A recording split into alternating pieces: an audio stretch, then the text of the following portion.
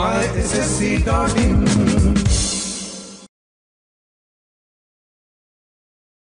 Let's go ahead. आता comprehension activities कशा स्वरूपाच्या असू शकतात, म्हणजे WH क्वेश्चन नाही पण ऍक्टिव्हिटी आपल्याला द्यायची आहे. त्यामुळे मी असं म्हणेन की एखाद्या प्रश्नाच्या ऐवजी आम्ही ट्रू अँड फॉल्स विचारू शकतो. मुलाला कळलं की नाही, समजलं की नाही एखादी गोष्ट, एखादा पॅसेज, त्यातली एखादी ओळ, एखादी घटना, हे जर आपल्याला टेस्ट करायचं असेल तर आम्ही ट्रू अँड फॉल्स वापरू शकतो. कम्प्लीट द सेंटेन्स वापरू शकतो. म्हणजे मी जेव्हा म्हटलं की there will be no interrogation, there will be no question, means these kind of activities can be there. अशा अनेक प्रकारच्या ऍक्टिव्हिटीज अजूनही सजेस्ट करता येतील, त्यांची संख्या अजूनही वेगवेगळी वाढवता येईल आणि या सगळ्याचा अनुभव विद्यार्थ्यांना आपण त्यांच्या पाठ्यपुस्तकातनं देतो आहोत. पाठ्यपुस्तकातनं सुद्धा आपल्याला क्वेश्चन्सचा प्रकार आपण कमी केलेला आहे, इंटरॉगेशन कमी केलेलं आहे. प्रश्नांची उत्तरं देता यायला पाहिजे, द्यायला जमली पाहिजेत, नो डाऊट असतील, असायला पाहिजे. पण तरी सुद्धा त्याच्याही पलीकडे जाऊन मला find a proof in evidence, उत्तर दिलेलं असेल, प्रश्न दिलेला आहे, त्याचं उत्तर दिलेलं आहे, पण विद्यार्थ्याला एव्हिडन्स पॅसेजमधनं शोधून काढायचा आहे. आणि शोधून काढण्याकरता तो पॅसेज त्या विद्यार्थ्याला कळला की नाही, कारण काय टेस्ट करायचंय, अंडरस्टँडिंग टेस्ट करायचंय, कॉम्प्रिहेन्शन टेस्ट करायचंय, आकलन पाहायचंय. मग आकलन पाहण्याकरता प्रश्नच असला पाहिजे, म्हणजे क्वेश्चनच असला पाहिजे, इंट्रॉगेशनच असला पाहिजे असं नाही, तर ते आम्ही या प्रकारच्या ऍक्टिव्हिटीतनं सुद्धा साध्य करू शकतो. कम्प्लीट द टेबल, वरचा पॅसेज वाचा आणि खालील टेबल पूर्ण करा. तिथं प्रश्नाची काहीच कारण नाहीये. एखादं टेबल त्याला भरायचं आहे आणि हे टेबल भरत असताना त्याला कदाचित वाक्यरचनेचा पण वापर करावा लागणार नाहीये, त्यामुळे तो लेस स्ट्रेसफुल असं ते होणार आहे. कम्प्लीट द वेब, वेब दिलेला आहे, म्हणजे आपल्याला माहिती आहे वेब सेंटर आहे आणि त्याचे भाग केलेले आहेत गोल वगैरे, ब्रेन मॅपिंग वगैरे हा प्रकार सगळा. त्यातून आपल्याला विद्यार्थ्यांची ही कसोटी जी आहे लेस स्ट्रेसफुल अशी करता येईल आणि त्याचबरोबरीने त्यांना उपयुक्त, पटकन समजेल, पटकन मांडता येईल असं त्याचं स्वरूप राहील, कारण त्यातनं आपल्याला टेस्ट करायचं त्यांचं कॉम्प्रिहेन्शन. नेक्स्ट, व्होकॅब्युलरी आपण टेस्ट करतो, विद्यार्थ्यांचे शब्दसंग्रह. आणि बऱ्याच वेळा या कदाचित थोडंसं गल्लत होते त्याच्या लोकांच्याकडनं, आणि ती म्हणजे ते वर्ड फॉर्मेशनकडे वळतात, ऍडजेक्टिव्ह आणि adverb and noun and verb. तसं ते नाहीये. व्होकॅब्युलरी म्हणजे शब्दांचा अर्थ, शब्दांचा कॉन्टेक्स्ट प्रमाणे अर्थ मुलांना काढता येतो का. रिडल, क्रॉसवर्ड तिथं असतील. आता जेव्हा मी म्हणतो की रिलेटेड टू लाईफ, वर्तमानपत्रातनं रिडल्स असतात. मुलांची व्होकॅब्युलरी पक्की झाली का हे पाहण्याकरता त्यांना नुसता प्रश्न विचारण्यापेक्षा एक रिडल, पझल, ग्रीड जर सॉल्व्ह करायला दिलं तर, अरे मी परीक्षेला बसलोय का एखादं बालमित्र किंवा एखादं जे मासिक असतं ते त्यातलं एखादं पान पाहतोय, घडणार आहे त्यांचं व्होकॅब्युलरीचं टेस्टिंग. पण प्रश्न न विचारता एखादी छोटीशी त्यांना आपण गेम म्हणतो, एखादा गेम त्या ठिकाणी टाकता आला तर, रिडल, पझल टाकता आलं तर, यासारखे प्रकार आपल्याला व्होकॅब्युलरी ऍक्टिव्हिटीज म्हणून टाकता येतील. Next, grammar activities. आता ग्रामर कसं विचारलं जाऊ शकतं वेगळ्या ऍक्टिव्हिटीज फॉर्ममध्ये, तर फिलिंग द गॅप्स तर आहे, मॅचिंग आतापर्यंत ग्रामरमध्ये कधीही नसायचं. म्हणजे ऍज सून ऍज मधला एक क्लॉज या बाजूनी आहे, दुसरा क्लॉज दुसऱ्या बाजूनी दिलेले आहेत, अशी 4-5 वाक्य दिलेली आहेत आणि त्यांना मॅचिंग करायला सांगितलंय. म्हणजे answers are there, they have to match perfectly. म्हणजे grammar testing through activities. Framing sentences with clues, म्हणजे क्लू दिलेले असतील आणि त्यांना त्यांचे शब्द, वाक्य फ्रेम करायचे. आपण ग्रामरमध्ये काय पाहतो, व्याकरणात काय पाहतो, तो विद्यार्थ्यांनी योग्य वाक्यरचना केली की नाही आणि क्रियापदाची योग्य रूपं वापरली की नाही, हे आपण जे व्याकरणात पाहतो त्याचं टेस्टिंग करतो. हे टेस्टिंग करण्याकरता आपल्याला अशा वेगवेगळ्या प्रकारच्या ऍक्टिव्हिटीजद्वारे ते करता येईल. तिथं सुद्धा एमसीक्यू प्रश्न विचारता येतील. आज एमसीक्यू प्रकारचे प्रश्न हे प्रत्येक विषयांच्यातनंच बऱ्यापैकी पुढे येत आहेत, कारण विद्यार्थ्यांना कॉम्पिटिटिव्ह परीक्षा जी पुढे जाऊन द्यावी लागणार आहे, द्यावी लागते, त्याच्याकरता त्यांची तयारी छोटीशी याच माध्यमातून होऊ शकते. Linking grammar with life.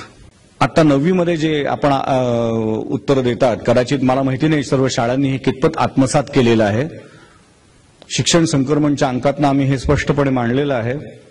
तरी परंतु सर्वच शाळांच्या शिक्षकांनी ते कितपत आत्मसात केलंय माहिती नाहीये की ग्रामर सुद्धा आपल्याला लिंकिंग विथ लाईफ, म्हणजे देर will B not a separate question on grammar. Grammar विषयीचा प्रश्नपत्रिकेमध्ये सेपरेट क्वेश्चन असणार नाही. जुन्या पारंपरिक पद्धतीतनं आलेल्या लोकांना हा कदाचित धक्का वाटेल की अरे भाषा विषयांच्यातनं ग्रामरचा प्रश्न नाही. पण आपल्याला अशी एक सवय झालेली आहे की एक प्रश्न म्हणजे ग्रामर आणि तिथल्या प्रश्नांची उत्तर म्हणजे त्या मुलाचं ग्रामरमधलं आकलन किंवा समज. खरं तर ग्रामर हे पावलोपावली आहे. मी जे आता बोलतोय त्यामध्ये मराठीचं व्याकरण मला वाटतं बऱ्यापैकी मी वापरतोय, त्यामुळं मी बोलतोय हे आपल्याला समजू शकत असेल, कळू शकत असेल. समजत नसेल तर कदाचित माझं व्याकरण चुकतंय किंवा तुमचं व्याकरण चुकतंय. म्हणजे व्याकरण म्हटलं की व्याकरणाचा एक प्रश्न असला पाहिजे आणि त्याची उत्तर दिली पाहिजेत म्हणजे मग व्याकरण मला आलं असं नाही. जेव्हा मी लेटर लिहितो, जेव्हा मी स्टोरी लिहितो, जेव्हा मी डायलॉग लिहितो, तेव्हा मी व्याकरणाचा पूर्णपणे वापर करत असतो. आणि म्हणून व्याकरणाचा वेगळा विशिष्ट असा प्रश्न कदाचित इथून पुढं असणार नाही. नव्या मूल्यमापन पद्धतीत त्याला गौण स्थान असेल. Next, writing skill. Again the last one, relating it with life. Writing करायचंय, डायलॉग लिहायचा, लेटर लिहायचं. कशाला लिहायचं लेटर? किती जण लेटर लिहितात?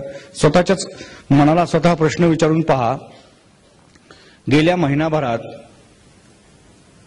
जाऊ दे वर्षभरात आपण किती पत्र लिहिली की ज्या पत्रावरती इतका अट्टहास आपण वर्गावर्गातनं केला, परीक्षेत केला. मला असं वाटतं की लेटर हा फक्त परीक्षेपुरताच विषय राहिलेला आहे. एवढं धाडसाचं म्हणजे आपण हे बदल करू शकत नाही की लेटरही काढून टाकलं.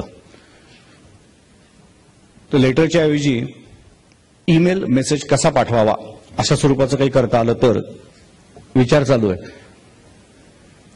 Response to newspaper advertisement. Advertisement newspaper मध्ये आलेली आहे, त्याला रिस्पॉन्स करता येतो का हे महत्वाचं आहे. दिस इज रिलेटिंग टू लाईफ. एवढ्या सगळ्या जाहिराती येतात, वॉन्टेड वगैरे ऍडव्हर्टाइजमेंट्स असतात क्लासिफाईड मधले, त्याला आम्ही रिस्पॉन्स करू शकतो का? ऍक्च्युअल हॅपनिंग जे काही घडलंय, रोजच्या बातम्या, कितीतरी स्टोरीज आहेत, वर्तमानपत्र स्टोरीजनी भरलेलं आहे. म्हणजे त्यांचं ऍक्च्युअल स्टोरीमध्ये रूपांतर, हॅपनिंग कसं झालं आपल्याला करता येईल का? त्याचं रिपोर्टमध्ये रूपांतर करता येईल का? Dialogues based on the real life experience. Write a dialogue between you and the postmaster about say a new account that you want to start with. कुठल्या पुण्यातल्या पोस्ट ऑफिसमध्ये इंग्लिशमध्ये असा डायलॉग होऊ शकेल? किंवा have a word with the ticket, काय ते विंडोवरती असं काय कुठलं सांगा मला, कुठं रेल्वे स्टेशनवरती इंग्लिशमध्ये डायलॉग चाललेला आहे. कुठलं तर आपण आर्टिफिशियल काहीतरी शिकवत राहतो. त्यापेक्षा प्रॅक्टिकल, जिथं एखाद्या ऑफिसमध्ये ठीक आहे, कुठं आपण अपेक्षित धरू शकतो, एखाद्या कॉर्पोरेट ऑफिसमध्ये ठीक आहे, where there a lot of use of English. आणि मग अशा वेळेस आपण कसं करायचं? अशा फ्युचर लाईफसाठी आपण मुलांना प्रिपेअर करतो. त्यामुळे इमॅजिन करताना सुद्धा we will have to imagine about the real practical day to day experience. Stories from the real experience, as I said, activities based on the purpose. Everything will have to have a purpose. Me translation करू तर का करू? जर purpose नसेल तर त्या कुठल्याच गोष्टींना अर्थ राहणार नाही आणि नुसतीच परीक्षा घ्यायची म्हणून घ्यायची असं आपण पाहू. नवीन पुस्तक आपण सर्वजण यावर्षी अनुभवत आहात. त्याच पद्धतीने 10वीचं पुस्तक हे तयार होण्याच्या मार्गावरती आहे की जे ऍक्टिव्हिटी बेस्ड आहे, ज्याच्यामध्ये WH क्वेश्चन्सना कमीत कमी स्थान आहे. आणि आज मी जे आता आपल्यासमोर विषय मांडला त्या पद्धतीने त्याचं मूल्यमापन होणं आपल्याला अपेक्षित आहे. मी आपल्यासमोर नेक्स्ट की हे जे मी आता बोललो हे कसं दिसू शकतं मूल्यमापनाच्या परीक्षेच्या पद्धतीमध्ये. प्रेझेंटेशनला अतिशय महत्व आहे आणि हा 9वीचा पॅटर्न मी आपल्यासमोर मांडतोय. मला या पॅटर्न विषयी आपल्याकडनं फीडबॅक, प्रत्याभरण घ्यायला अतिशय आवडेल, कारण हा 9वी करता आम्ही सजेस्ट केलेला आहे. याच्या प्रत्याभरणावरच आम्ही 10वीचाही असाच पद्धतीने डेव्हलप करण्याच्या विचारात आहोत. परंतु हा 10वीचा आहे असं मी म्हणणार नाही, हा 9वीचा आहे. आपल्या प्रत्याभरणावरनं, आपल्या फीडबॅकवरनं याच्यात आपण योग्य ती सुधारणा करून पुढे जाऊ शकतो. उदाहरणार्थ मी क्वेश्चन पेपर हा अशा पद्धतीने दिसेल, त्याचं दिसणंही महत्वाचं आहे. ज्या ठिकाणी सिरीज ऑफ क्वेश्चन्स असणार नाहीत तर सिरीज ऑफ ऍक्टिव्हिटीज असणार आहेत. मध्ये पॅसेज आहे ज्याचं टेस्टिंग आपण करणार आहोत, ज्याचं कॉम्प्रिहेन्शन मुलांचं पाहणार आहोत, आणि ते करण्याकरता त्याला मुलांना पर्पजफुल म्हणून पहिली ऍक्टिव्हिटी A1 दिलेली आहे, जी ट्रू फॉल्स फॉर्म मध्ये आहे. आपल्याला वाचता येत नसेल तरी हरकत नाही, फक्त प्रेझेंटेशन पहा. Next is A2, he vocabulary प्रकारची नाही, कॉम्प्लेक्स असं नॉलेज मुलांना टेस्ट करू शकतो की त्याची आहे. A3 ही व्होकॅब्युलरीची आहे, तर A4 ही ग्रामरची ऍक्टिव्हिटी आहे. A5 हा पर्सनल रिस्पॉन्सचा प्रश्न आहे. म्हणजे या ठिकाणी पाहाल की WH प्रश्नाचा वापर फक्त एकदाच केलेला आहे. आणि ही प्रश्नपत्रिका वाटते का मला पहा. प्रश्नपत्रिका म्हटली की ब्लॅक अँड व्हाईट, हातात काहीतरी ते प्रश्नांची यादी पडलेली, ठराविक आकाराचा तो कागद, त्या कागदावरती ते ठराविक आकाराचा फॉन्ट.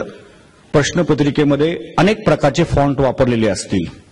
प्रश्नपत्रिका 9वीच्या करता तरी आम्ही सजेस्ट असं केलेलं आहे ती कलर्ड असावी. माझ्या हातात जर कलरफुल प्रश्नपत्रिका आली तर, आपण 21व्या शतकात आहोत, आपली प्रश्नपत्रिका मात्र असते म्हणजे आधीची, मी जेव्हा शिकलो त्याच पद्धतीची. अजून त्याच्यात बघा बॉक्स वगैरे, हे असे बॉक्स का, तर आपली प्रश्नपत्रिका म्हणजे जणू काही आपल्या रोजच्या पुस्तकातलंच एखादं पान काढून आपल्यासमोर मांडलंय अशी ती असावी. आणि पाठ्यपुस्तक आणि परीक्षा म्हणजे पेपर याच्यामध्ये कसलाही फरक असू नये, कोणताही फरक असू नये. जे पाठ्यपुस्तकात अनुभवलं, जे पाठ्यपुस्तकातनं अनुभव घेतला तशाच स्वरूपाचं पण वेगळं वेगळं, त्या वेगळ्याला महत्व आहे, पुस्तकातलं काही नसेल, वेगळं असं त्या ठिकाणी असावं अशी अपेक्षा आहे. Next page. मला वाटतं दिसतंय, म्हणजे हे जे पझल मी म्हटलं ते पझल आहे किंवा बॉक्समध्ये आपण टाकण्याचं पाहिजे. हे दिस इज वन क्वेश्चन. हा क्वेश्चन नंबर 2 पूर्णपणे आपल्या समोर दिसतोय, अनसीन पॅसेज वगैरे. नेक्स्ट पुढे आपण जाऊया 4थ्या पानावरती. या ठिकाणी सुद्धा एक पुढचा परिच्छेद, म्हणजे कलरफुल बॉक्सेस अशा फॉर्ममध्ये तो असावा अशी अपेक्षा आहे. नेक्स्ट इज पोएट्री आहे. आपल्याला आकारांचा फार त्रास होतो, आणि तो म्हणजे जे आपण पाहतो काय मॅक्झिमम हॉलमध्ये आपण काय पाहतोय, वर्गामध्ये मॅक्झिमम आपण काय पाहतो, तो चौकटी, चौकोन, आयत, रेक्टँगल हेच कॉमन असतात आपल्याकडं. अरे पण गोल पण आहेत ना आयुष्यामध्ये, त्रिकोण पण आहेत ना आयुष्यामध्ये. हे बाकीच्या आकारांचा आपल्याला जेवढा आवड आहे ती मात्र प्रश्नपत्रिकेत आपण पूर्णपणे काढून टाकलेली असते. आपले वर्ग चौकोनी आयताकृती, आपले फळे आयताकृती, आपले पुस्तक आयताकृती चौकोनी, आणि आपले चेहरे चौकोनी. तेव्हा याच्यामध्ये आपण काहीतरी बदल करावा या हेतूने आपण हे पुढे जातोय. नेक्स्ट या ठिकाणी वेब सुद्धा इंट्रोड्यूस केलंय. Next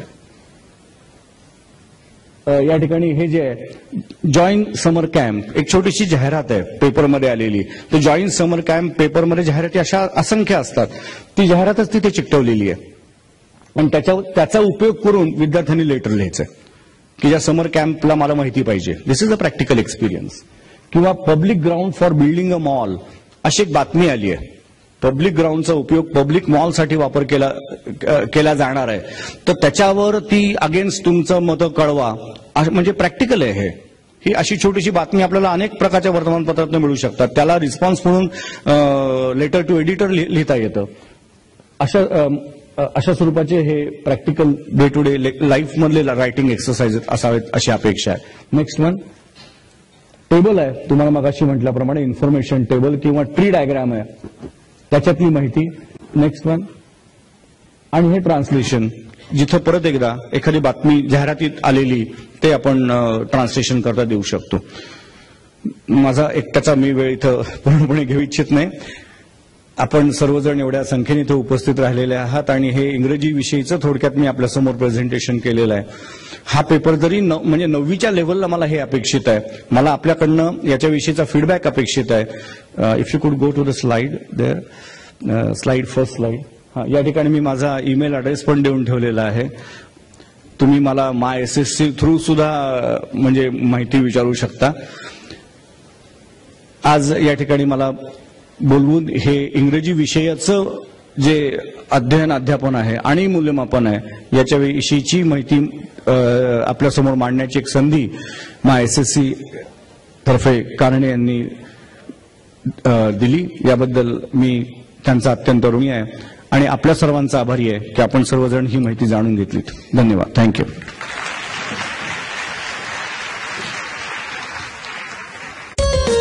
myssc.in